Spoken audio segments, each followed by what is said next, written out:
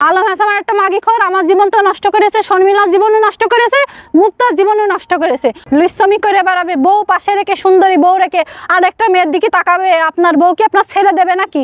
একদিন এক একটা মেয়ে নিয়ে শুয়ে থাকতে পছন্দ করে আলম হাসান। এক মেয়েতে আসক্ত না আলম হাসান। আলম হাসান এক একটা মেয়ে নিয়ে প্রত্যেকটা রাত কাটাতে পছন্দ করে। ও কখনোই কোনো মেয়ে নিয়ে সংসার করবে না। আমি বাচ্চা কাচ্চা নিতে চাই, আমি বিয়ের পরে পিরিয়ড হওয়ার পরে আমি আর ওষুধ খাইনি, ওর মা কয় বাচ্চা নিয়ে যাবে না, তার মানে ওর মা আরও একটা ব্যবসা। আমার প্রতিনিয়ত মারধর করে ও। বিয়ের 3 দিন পরেতেই, 3 দিন খুব ভালো ছিলাম, তারপরে তো মারধর করে। স্বামীরে পিটায়, বর সেরকম হয় যাইরো, এই জন্যই পিটায়, না হলে তার পিটাইতো না। লুইসমি করে বেড়াবে, বউ পাশে রেখে, সুন্দরী বউ রেখে আর একটা মেয়ের দিকে তাকাবে। আপনার বউ কি আপনার ছেড়ে দেবে নাকি? ওর জুতো দিয়ে পিটাইনি, অত ভালো, আমার টাকা পয়সা লাগবে না, আমার নিয়ে সংসার করবে না। ওর কালিয়াকুর থানায় একদম জুতো দিয়ে পিটিয়ে ন্যাংটা উলুঙ্গ ন্যাংটা করে তারপরে থুয়ে যাবো আমার সেনে। দুধ দিয়ে গোসল করে প্রতিদিন দুধ খেয়ে বেড়ায়, দুধ দিয়ে গোসল করার বালের কথা কন। একদিন এক একটা মেয়ে নিয়ে শুয়ে থাকতে পছন্দ করে আলম হাসান।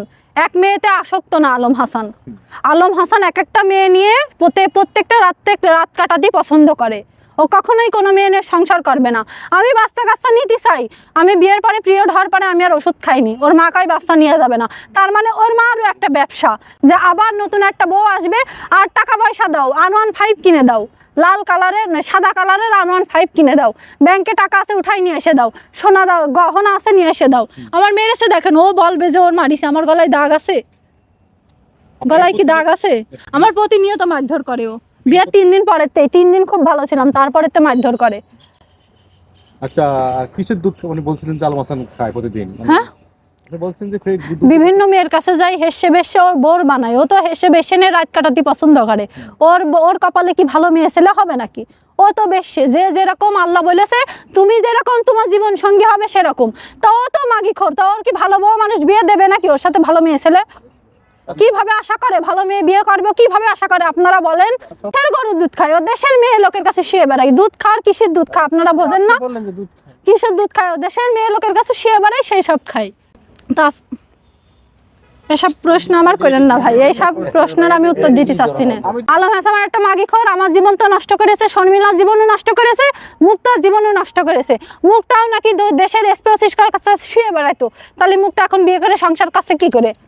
এত কিছু জানার পরে আপনি কেন আসলেন? আমার প্রশ্ন এটাই। আমি শুধু জানতাম যে ওর বিয়ে হয়েছিল, বউ চলে গিয়েছে, কিন্তু ও নামাজ কালাম পড়তে নেশা করে না, এই কারণে আমি ওর কাছে আসছিলাম। কিন্তু আমি জানি না যে ওই বউ এইভাবে মারধর করে বাচ্চা কাচ্চা নিতে দেয় না, এটা আমি জানতাম না। বিয়ের আগেই বলছিল বিয়ের পরে আমরা 1 মাসে বাচ্চা কাচ্চা নিয়ে নেব। এখনো আমি প্রেগনেন্ট কিনা আমি জানি না, আমি তো ওষুধ খাই না। হিরো আলম পারে না দেখে বউ চলে যায়, আসলে আপনি তো তার বর্তমান ওয়াইফ, আসলে এরকম কোনো সমস্যা আছে কিনা আলম হাসানের? কি আলম হাসানের শারীরিক কোনো সমস্যা নেই। লুইসর গ্রেট, আবার শারীরিক সমস্যা কিসের হবে? দেশের জায়গায় সুতি পছন্দ করে আলম হাসান। মানে আলম হাসান সবকিছু পারফেক্ট থাকার পর তার বউ যাওয়ার কারণ? সবকিছু পারফেক্ট থাকার পরে বউ যায় কিসের জন্য? ও আসলে লোভ লালসাই, ও কন্ট্রোভার্সি করতে চায়। কিন্তু একটা মেয়ে আসলে বিয়ের আগে যেমনই থাক না কেন, বিয়ের পরে চায় না যে তার ইজ্জতহানি হোক। ও চাই যে ওর প্রতিনিয়ত অন্য মানুষ কন্ট্রোভার্সি করুক। শাকিব খানের নিয়ে কথা বলার দরকার নেই, অন্য মানুষ কথা বলুক, এইটা চাই।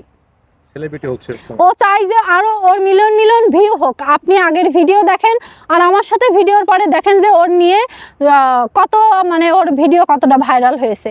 আর আগের ভিডিওর সাথে এখনকার ভিডিও যোগ করে আপনারা দেখেন যে আমি কতটাগুলো সত্যি কথা বলছি আর কতগুলো আমি মিথ্যা কথা বলছি কিনা। আর আমি জানি এই ভিডিওতে কথা বলার পরে একটা কথাই বলবো, পতিতা বৃদ্ধি করে ও খানকি বেশে, অন্য আমি কিভাবে সংসার করব। আমি তোরে বলি, আমি যদি খানকি বেশেই হই তাহলে তুই বিজিবি চাকরি করতিস, তুই তো সরকারি একটা প্রশাসনের লোক, জেনে শুনে কিভাবে তুই আমার বিয়ে করলি? আমি যদি খারাপই হই, তুই তো দেখে শুনে নিয়ে আসিস। এখন উঠতি বসতি তুই কেন খানকি বেশে আমাকে বলিস? তুই কি ভালো নাকি? তুই তো 4-5 ঘর মেরে এসে তার। আলম হাসান বউ ব্যবসায়িক, ও কখনোই সংসার করবে না, ও কখনোই সংসার করবে না। ও এইভাবেই এক একটা মেয়ে টার্গেট করবে, ডিভোর্সি মেয়ে টার্গেট করে তাদের দিয়ে ভিডিও করে কিছু টাকা ইনকাম করে ছেড়ে দেবে। ওর তো মাসিক একটা ইনকাম আসছেই বউ দিয়ে, তা বউ 2-3 লাখ টাকা দিয়ে ছাড়লি সমস্যা কি? সেইটা আবার ছবি তুলে রেখে দেয়, রেখে দিয়ে প্রমাণ করে যে হলো দেহ ব্যবসায়িক। আরে দেহ ব্যবসায়িক হবে তো তোর মতো কন্টেন্ট ক্রিয়েটার কেন বিয়ে করবে? বড় বড় মাপের লোক নেই, তাদের কেন বিয়ে করলো না? তোর কেন বিয়ে করলো? বিয়ের পরে পিশাব করতে গেলেও ভাই ভিডিও করে, পুরো পৃথিবীর কাছে ভালো সাজার জন্যও বলে যে অন্য আমি ভালো আছি, ওর সাথে আমি সংসার করছি, কিন্তু আমি কিন্তু ভালো নেই। যেখানে নিয়ে যাবে রাস্তাঘাটে অকথ্য ভাষায় গালাগালি দেয়, ওখানে মারধর করে। কক্সবাজারে নিয়ে যাও মারধর, এখানেও এই বাসায় মানে যেখানে আবার আস্তে আস্তে যে প্রাইভেটে উঠেছি সেখানে যেও গালাগালি। যে আমি আলমের বউ, আমার নিয়ে গেলে আপনার হলো ভিডিও ভাইরাল হবে, ওদের টাকা ইনকাম হবে। ওর মা মাথায় হাত দিচ্ছে, দিয়ে কছে আরে আল্লাহ রে, আমার বিটার বোধ দিয়ে ভিডিও করে ওরা তো 2-3 লাখ টাকা ইনকাম করে নিয়েছে, 1 মিলিয়ন ভিউ হয়েছে একটা ভিডিওতে। তাই প্রথম থেকে আসলে আমি তো জেনে শুনেই যে ওর বিয়ে হয়েছিল এগুলো সব কিছু জেনেই কিন্তু আসিছি। ও তো হাইটলি আসলে কন্টেন্ট ক্রিয়েটার না, ও তো পুরো মানে পাবলিক ফিগার, এ তো সবাই জানে। তো আমি সব কিছু জেনে আসলে ওর ওই ভিডিওর যে কথাগুলো ওইটা ভেবেই কিন্তু আমি আসিছি যে ভিডিওতে অনেক সুন্দরভাবে প্রেজেন্ট করে, একটা মিথ্যা কথা এমনভাবে বানিয়ে বলবে আপনাদের পুরো পৃথিবীর বিশ্বাস করা লাগবে যে ওই সঠিক আমি বেঠিক, এইভাবেও কথা বলে। ওই যে আগের প্রাক্তন যে আছে, আমি এখন কিন্তু আপনাদের এখানে কথা বলতাম না, ও অলরেডি আমি ওর সাথে আমার ঝামেলা হয়েছে রাস্তার থেকে, ঝামেলা হচ্ছে বিয়ের 3 দিন পরের থেকে ওর 6 লাখ টাকা দিয়ে একটা গাড়ি কিনে দেওয়ার কথা বলছে। তা আমি বলছি বিয়ে হয়েছে আমাদের 1 মাসও হয়নি, আমি তোমার এখন গাড়ি কিনে দেবো কেন, আমি টাকা পাবো, আমি গরিব মানুষের মেয়ে, এখন দেবো না, একটা বাচ্চা কাচ্চা হোক তখন আমার মা বাপ দেবে। তো তারপর থেকে ওর মা, তারপরে ও, ওদের সবার একটাই কথা, আমার জিনিসপাতি সব নিয়ে আসো, গহনাগাটি সব ওর নিয়ে এসে দাও, না হলে আমার নিয়ে সংসার করবে না, মানে বাজে ব্যবহার করছে, মারধর শুরু 3 দিন পরেরতেই। কিন্তু যেই ওই সাংবাদিক প্রেস মিটিং টিটিং আসে তখন ওর মনে হয়ে যায় যে আমার বউ ভালো ফেরেশতা, এমনি আমি সংসার করব, মানে সিম্প্রতি আদায় করার জন্য, পুরো পৃথিবীর কাছে ভালো সাজার জন্যও বলে যে ওর নিয়ে আমি ভালো আছি, ওর সাথে আমি সংসার করছি, কিন্তু আমি কিন্তু ভালো নেই। এই দেখেন আমার গলায় দাগ দেখা যাচ্ছে, দেখা যায় গলায় দাগ, কক্সবাজারে নিয়ে যে আমার মেরেছে, কিন্তু বলছে আমি ওর মারিছি। এই যে হাতে দাগ দেখা যাচ্ছে, দেখেন আরও অনেক দাগই আছে, আসলে এগুলো আমি দেখাতে পারবো না, এগুলো আমি মানে আপনারা পুরুষ আর পুরো বাংলাদেশে যেহেতু এই ভিডিও দেখবো, আমি এগুলো দেখাতে পারবো না। তো ও মনে করেন যে প্রথম থেকে শুধু ওই গাড়ি আর ওই টাকা পয়সার জন্য আমার বিয়ে করছিল, এটা তো আমি আর জানি না। আমার বিয়ের আগে আমার অনেকেই বলেছে যে তুমি ওর বিয়ে করো না, ও কিন্তু লোভী, তুমি ওকে বিয়ে করো না। তো আমি বলছি যে না, ওর ব্যবহার আসার তো ভালো, মানে ভিডিওতে দেখছি অনেক ভালো, তো আসলে যে দেখি বিয়ের আগে তো আমার সাথে ভালো ব্যবহারই করেছে, মার্কেটে নিয়ে গেছে, সব কিছুই ঠিকঠাক। বিয়ের পরে পিশাব করতে গেলেও ভাই ভিডিও করে, পিশাব করতে গেলেও ভিডিও করে।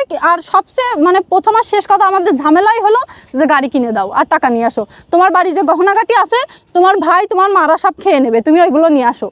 বিয়ের পরে মেয়ের বাড়ি হলো তার স্বামীর বাড়ি, ওইগুলো নিয়ে আসো। আমি বলছি না, আমার 15-20 দিন বিয়ে হতে পারিনি, আমি এখনই কেন নিয়ে আসবো, বাসে তুমি আমার দিলে আমি একটা ব্যবসা বাণিজ্য করতে পারবো, এগুলো বলে।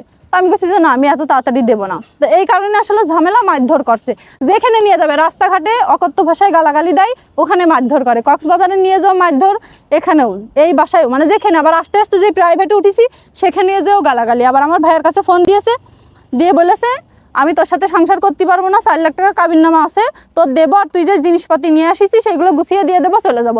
ও আসলে সংসার করার জন্য বিয়ে করে না, ওর আসলে মেন টার্গেট ছিল আমার, যেহেতু আমি ঢাকা শহরে থাকি তো আমার তো পাস প্রেজেন্ট থাকবেই, তো এই কারণে আমার বিয়ের পরে ওইগুলো নিয়ে কন্ট্রোভার্সি হবে, আরও ভাইরাল হবে।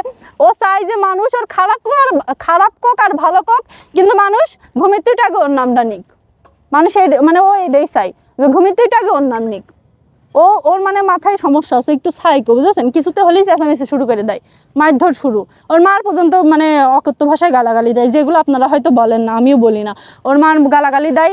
আর ও আমাকে বিয়ের 3 দিন পরে বলে তুই হলো ওর যে ভাই আছে, ওর যে আপন ভাই মানে লিটন, ও মেবি ব্লগার, ওকে বলে তুই যেন ওর সামনে যাবি না, ওর বাসায় আরেকটা ছেলে আছে, ওদের বাসায় কাজ করে শাওন, বলে ওর সামনে যাবি না। ও এতটাই সন্দেহভাজন একজন লোক, কারোর সামনে, আমার সবার সামনে যাওয়া নিষেধ, শুধু ওর বাপ বাদে, কোনো পুরুষের কাছে সামনে আমি যেতে পারবো না, আমি যাইও না। ওর ভাই তাও ওদের সামনে আমি যাই না, ওই রুমের ভিতরে থাকি।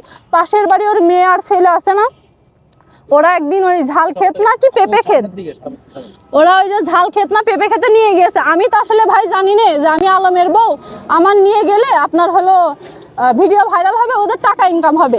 ওর মা মাথায় হাত দিচ্ছে, দিয়ে কছে আরে আল্লাহ রে, আমার বিটার বোধ দিয়ে ভিডিও করে ওরা তো 2-3 লাখ টাকা ইনকাম করে নিয়েছে, 1 মিলিয়ন ভিউ হয়েছে একটা ভিডিওতে। তাই